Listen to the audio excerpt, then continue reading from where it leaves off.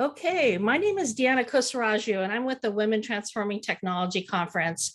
I am proud to be introducing this section, Embracing the Imposter Syndrome, which is definitely one of my favorite topics to talk about. It's interesting. I've met some of the most famous people in the world, and even they have imposter syndrome. And so I just find it interesting to have this conversation at all levels and all stages. We all experience it. So looking forward to listening to Lauren Frederick. Lauren is the Director of Engineering at Element 84, accelerating and scaling projects that have a positive impact in our world by helping customers answer big questions about our health, our infrastructure, and our changing planet. With a background in software development, her experience spans several industries, including earth science, defense, and video games. Throughout her career, she has held numerous leadership positions, igniting her passion for management, mentoring, and leadership. Lauren is co-chair of Element 84's Inclusion, Diversity, and Equity Council. And with that, I will hand it over to Lauren. Thank you so much, Deanna, and thanks everybody for being here today. Going to share my screen. Today, I'm going to be talking about not just overcoming imposter syndrome, but embracing it. So first off, a definition or a few definitions. What is imposter syndrome? So the Harvard Business Review definition that you see at the top, they define imposter syndrome as a collection of feelings of inadequacy that persists despite evident success. Imposter syndrome was originally introduced in 1978 as imposter phenomenon by Suzanne Imes and Pauline Clance, and you can read their paper on it, but they defined it as an internal experience of intellectual phoniness, which appears to be particularly prevalent and intense among high-achieving women. So this is not any kind of psychological diagnosis, and that's why they called it imposter phenomenon. And I highlighted internal because we're going to talk about how really it's internal to us. It's not what people on the outside think. So my goals for this talk are simple. I'm not an expert. I know I'm saying this to talk about imposter syndrome. I get the irony, but I did want to share my experiences and provoke thought. Really, the goal is I want you to realize that you're not alone. A lot of times in my career, I felt like I was the only person experiencing this. And now I know after all of my research and talking to people, all of my mentoring, that we're not alone in this. So I want to start off with my personal journey. I love this diagram because I think it so accurately represents how I felt most of my life. I thought I knew this really small piece and everybody else knew so much more than me. Like I would walk into a room and think I am the dumbest person in this room. I'm just going to be quiet and listen to what everybody has to say. So it started in college. I went to an Ivy League school, University of Pennsylvania, and it was in way over my head. I lived in the city of Philadelphia. I got in on a need-based scholarship. They accepted a lot of kids from the city. So I was acutely aware that like I didn't deserve to be there. So I wasn't just afraid that like everyone thought I didn't deserve to be there. Like I thought everybody knew that I didn't deserve to be there. I was in the engineering school. I have a background in software development. So I was studying computer science, and I was one of the only women in the engineering program, especially the computer science program. So I, really felt that I didn't deserve to be there. And then my first job out of college, I was at EA Sports making video games, which was my dream job, but I'm the only woman on the team. I'm fresh out of college. Like I know that I know nothing. And I had a manager take me aside and tell me that I have to talk in meetings. I would sit there and just be completely quiet because I didn't want everybody to think I had no idea what I was doing. And back then, I didn't really understand things like thought diversity and stuff like that. So it took me that conversation to really move me forward. And then I was more or less okay. And then I got my first team lead position. And I was just completely terrified that, everyone would find out that I didn't know what I was doing and I don't deserve to be in this position, even though I had worked so hard for it.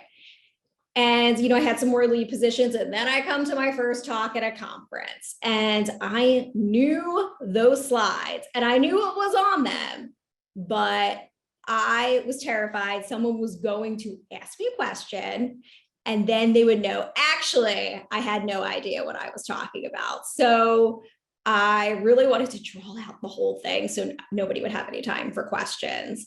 But at that point, I was so scared, but I was like, I traveled all the way to Tucson from Philadelphia with my breast pump. Like at this point, you have to listen to me. Like I'm going to give this talk.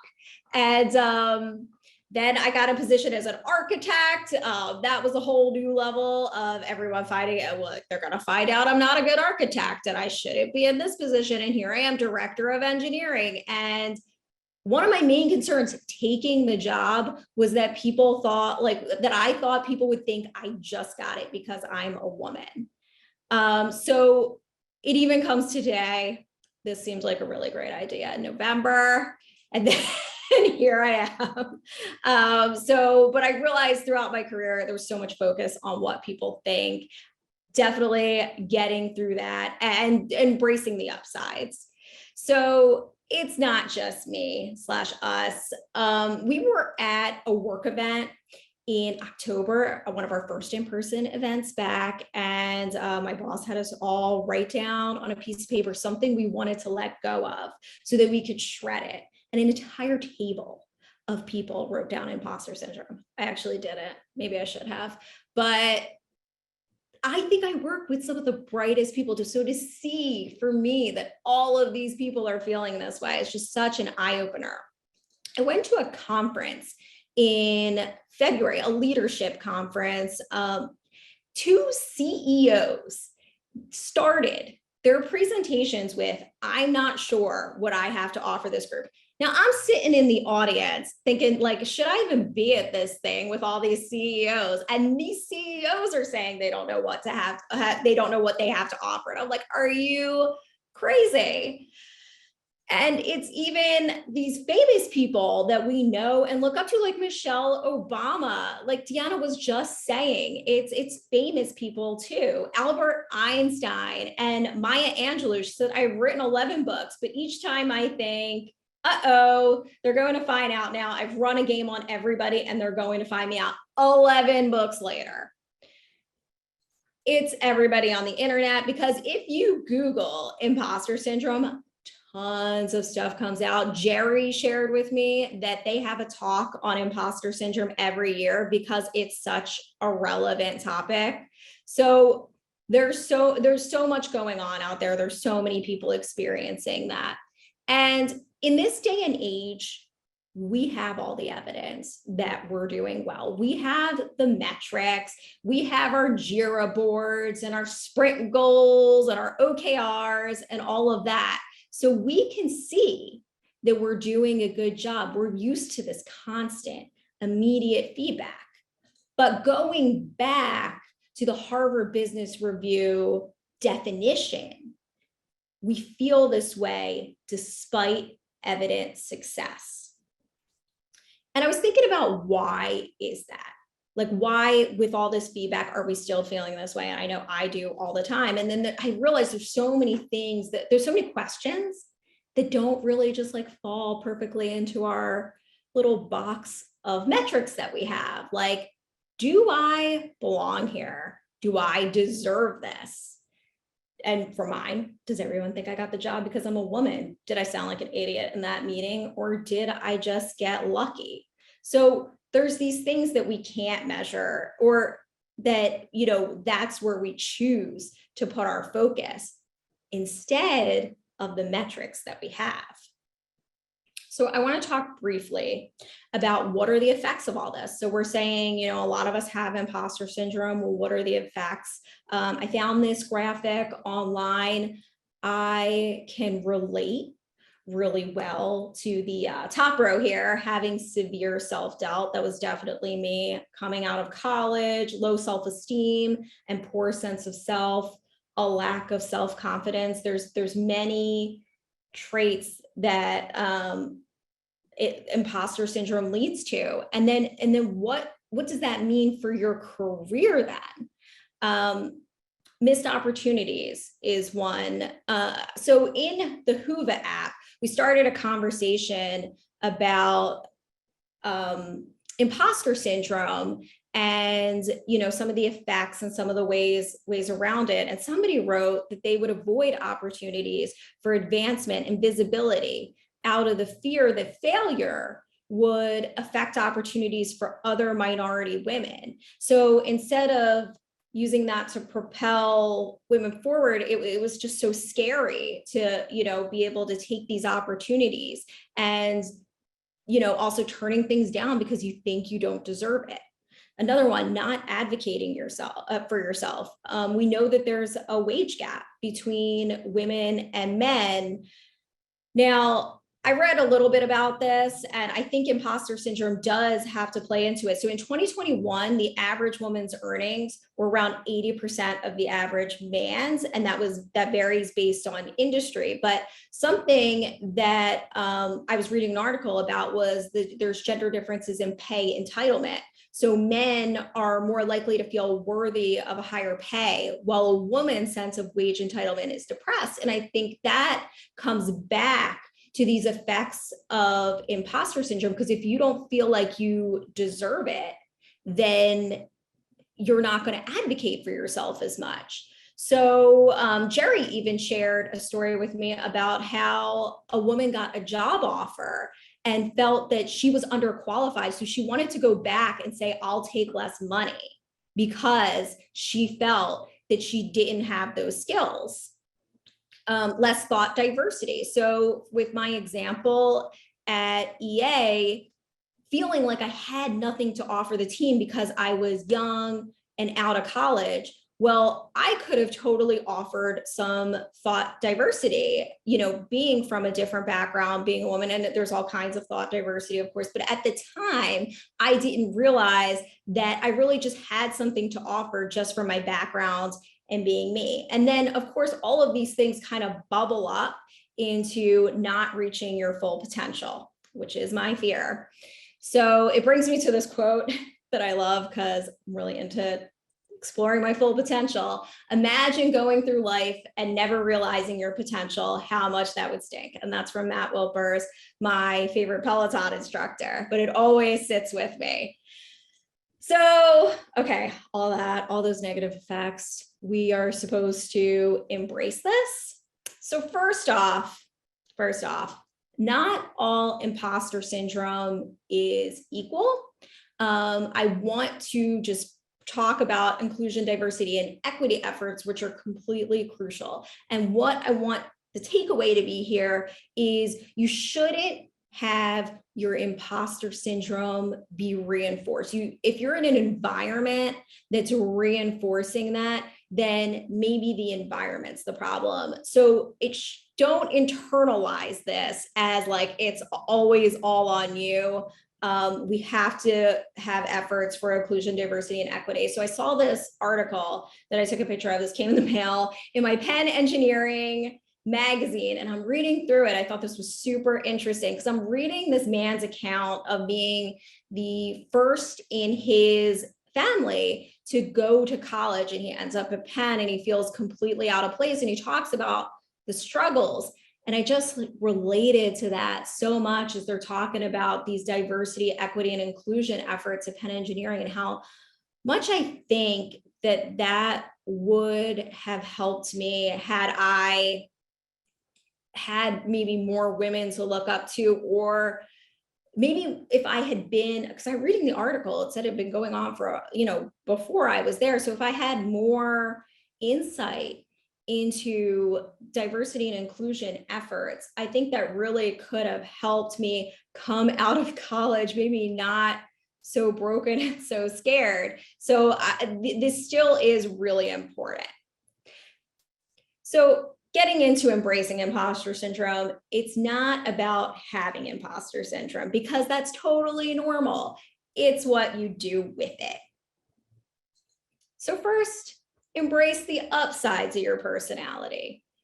You're having imposter syndrome because you really care. You're worried that you're not doing a good job, or you don't deserve it because you care and you want to be your best self. And that's a good thing. Stepping out of your comfort zone is another good thing. If you stay in your comfort zone and maybe never give yourself a chance to have imposter syndrome, that would be bad because you wouldn't be reaching your full potential. So think about it as you're pushing yourself, and that's a good thing.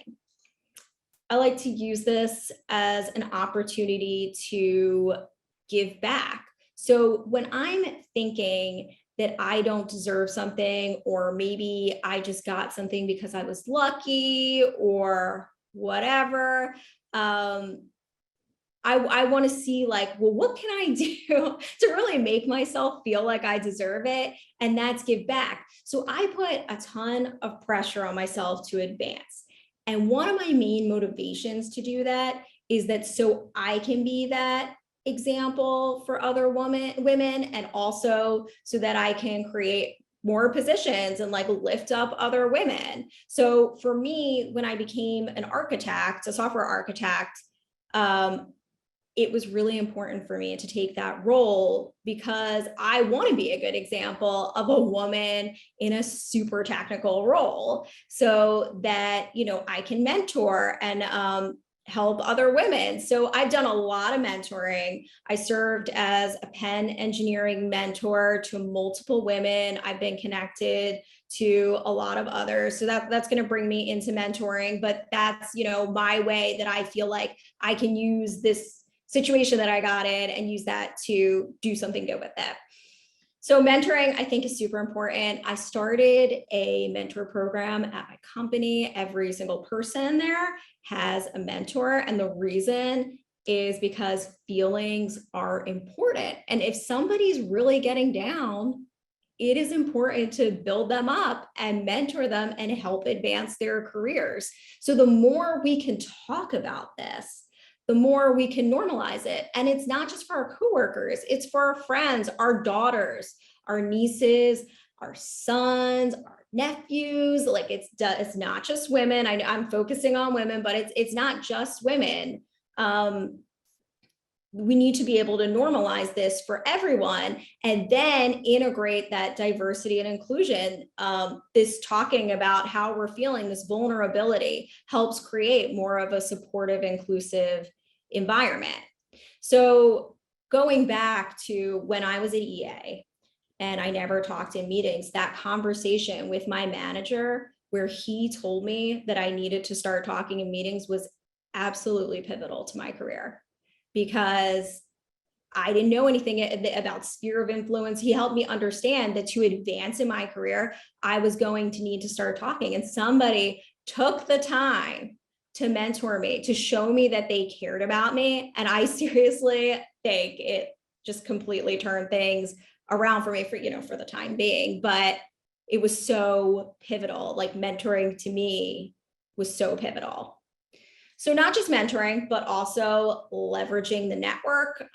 You're not the one person on your team who's supposed to know everything. So use your team. But I like to use, when I'm feeling imposter syndrome, I like to use that as a time where I can get some feedback. So I like to ask my team members to check me before I wreck myself, and start this environment of feedback where I will accept feedback and then I'll ultimately give feedback, because feedback, I think, is super important. Again, normalizing more communication. Mentally prepare. So imposter syndrome is more likely to occur during a time of transition. In the KPMG 2020 Women's Leadership Report, 57% of women surveyed felt like an imposter when they assumed a new leadership role. This is something I found to be true in my career, new jobs, new roles, new experiences. I was texting my neighbor the other day who just started a job as a director, asking her how her job was going. And she said she is feeling the imposter syndrome. So when you know it's coming, I'm like, totally normal, totally normal. Give yourself a period of grace. Plan to give yourself a period of grace. Another one, find your mantra. This is my little guy. He thinks that everything is hard, like putting on shoes and cleaning up toys. And we always tell him to say, I can do hard things. So I started saying it with him all the time. I can do hard things. And then I started saying it to myself. I can do hard things. So this, you're getting through it now. You've gotten through it before. You'll have to go through it again. But each time, this makes you stronger, that you get to another level. Somebody on Whova shared that they use the strategy of growth mindset and productive self-talk.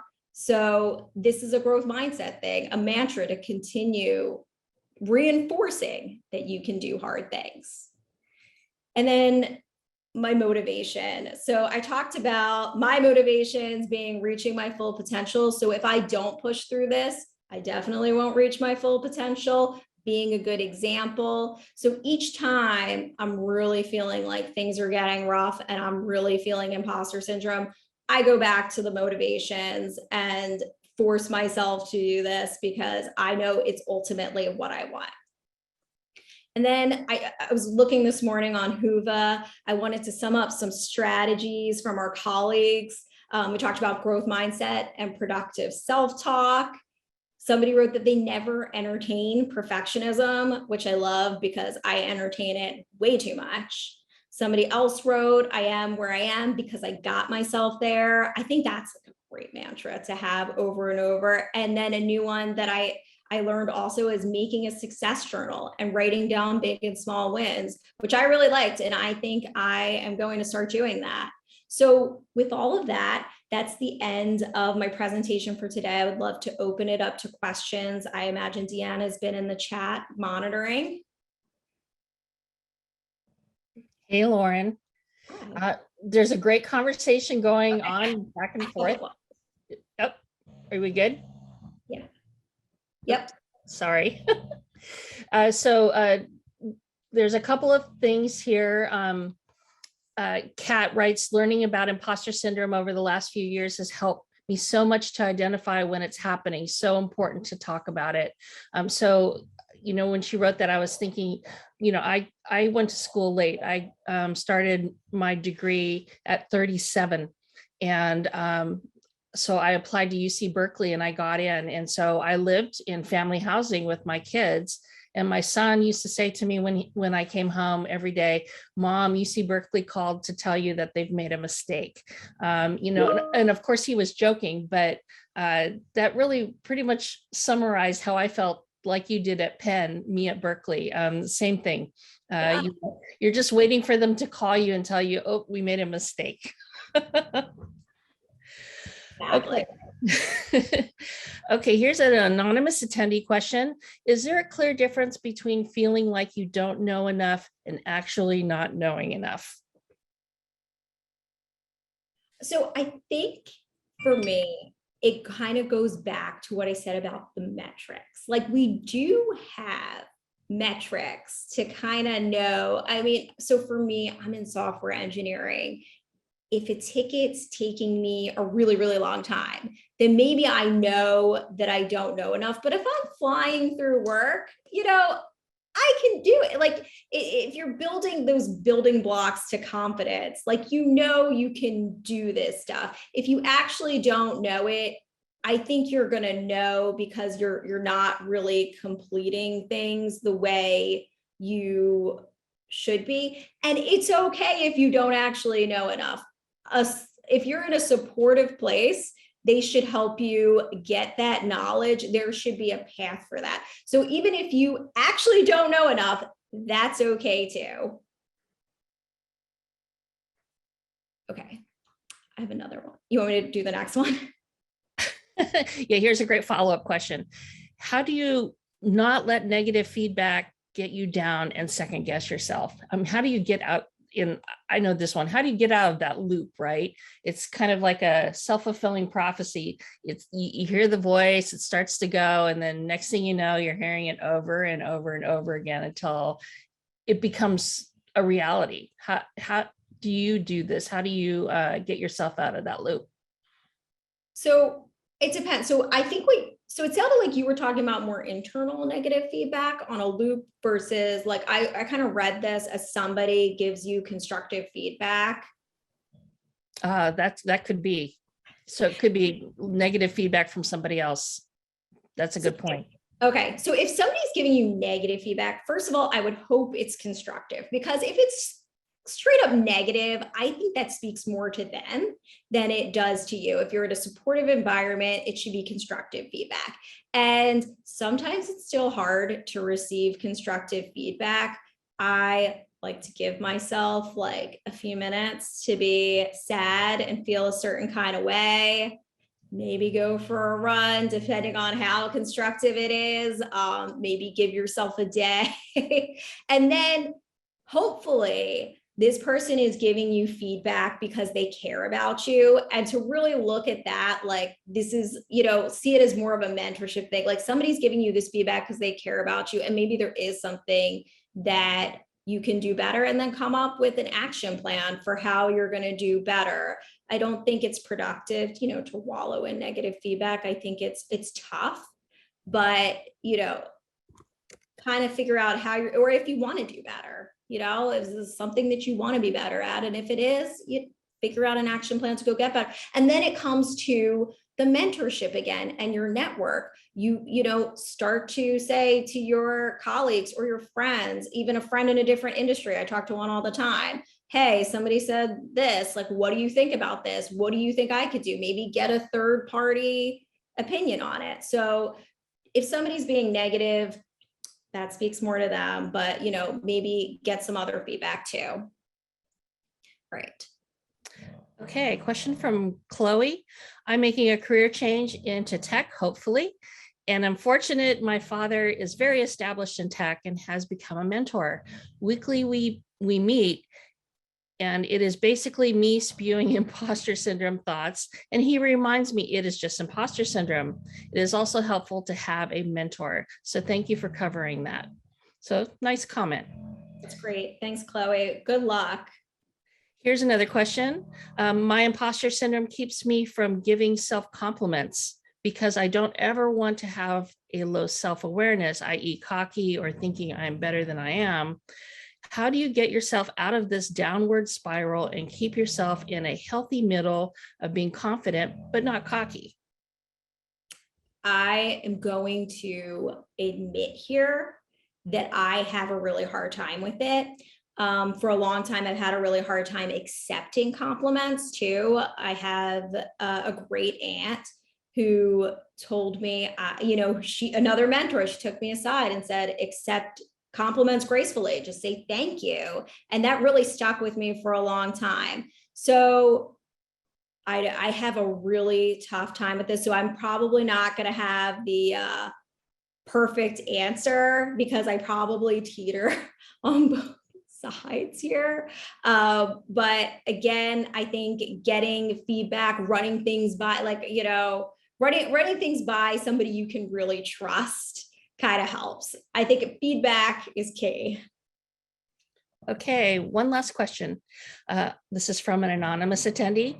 One problem I see with imposter syndrome is that there is a fear of asking for help, for fear that you are confirming to others that you are an imposter. Any suggestions for how you ask for help when you feel this way? Yes. What I would say when people come for help, what I would say is, I tried XYZ. Can you help me with this? Because at least when you show something that you've tried something, that you're not just kind of like, asking without research. You show you can do research. You kind of know what you're talking about. You looked some things up. So at that point, I don't think they're going to think you're an imposter. I think at that point, it's just there's like a true knowledge gap, or you really need help. And that's okay. It's definitely one of the best traits as a manager that I find in people is that they know when to ask for help and they can ask for help. So I guarantee this person's going to be appreciative that you asked for help, but didn't just, the first thing you did was come to them. You tried to find the answer yourself and then ask for help. Great. All right. Well, that's all we have time for, unfortunately. I know there's a couple more questions in here. I would strongly recommend you go out onto Whova and ask those questions. You can reach out to Lauren directly, and I'm sure she'd be happy to answer them, or post them as a question to the group, and I'm sure you'll get a lot of amazing answers. Thank you so much, Lauren, for your amazing wisdom. And yes, please take it as a compliment because it's true. We really appreciate your time and energy, and also providing all of this great feedback from other participants as well. It's just a really wonderful presentation. And I hope that you'll share this recording with others as when it comes out in a couple of days. And see you all on Whova, as well as our next session, which will start in about 30 minutes. Thank you, Deanna. Thank you, everyone, for being here.